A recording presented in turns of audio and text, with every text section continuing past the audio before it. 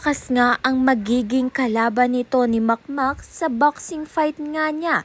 Dahil ito nga ay pro level na ni Makmak at ito na nga ang maghuhudyat kung tataas nga ba ang ranggo nga niya sa boxing kapag nga natalo nga niya ang kalaban. Subalit ang kalaban nga niya ay wala pang nagiging talo.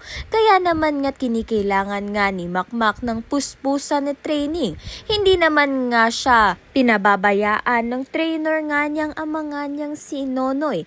Ngayon pa nga laki na nga ng pasasalamat nito ni Makmak sa kanyang ama at tinawag niya na nga itong tatay. Kaya naman nga't natuwa na nga itong si Nonoy dahil kinilala na nga siya nito ni Makmak bilang ama nga niya.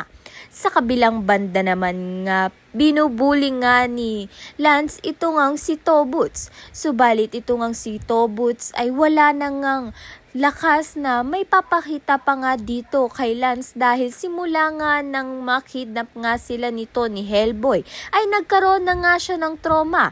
Kaya naman nga't konting pitik nga sa kanya nito ni Lance ay takot na nga itong si Tobuts. Kaya naman nga't yan at iba pa ang dapat nating pakaabangan. Maraming salamat sa iyong panonood.